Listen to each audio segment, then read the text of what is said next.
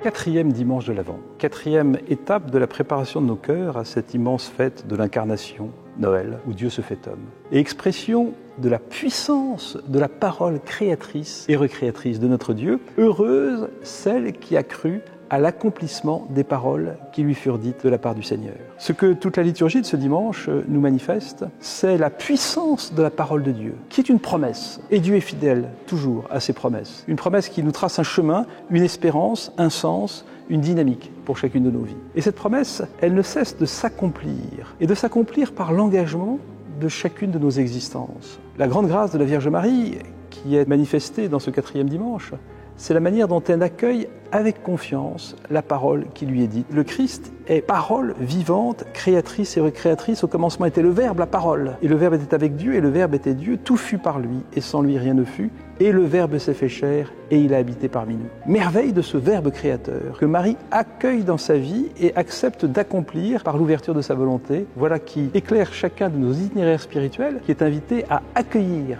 cette parole et cette révélation pour l'accomplir dans l'engagement de chacune de nos existences et de chacune de nos libertés. Puisse l'immense figure de la Vierge Marie, dont toute la vie n'a été qu'un immense oui en réponse à la parole du Seigneur, inspirer chacune de nos existences dans cette confiance absolue que nous sommes invités à avoir à cette parole de Dieu qui ne cesse de venir féconder notre humanité, féconder chacune de nos vies. Saint et heureux quatrième dimanche de l'Avent, sainte montée vers la magnifique fête de Noël.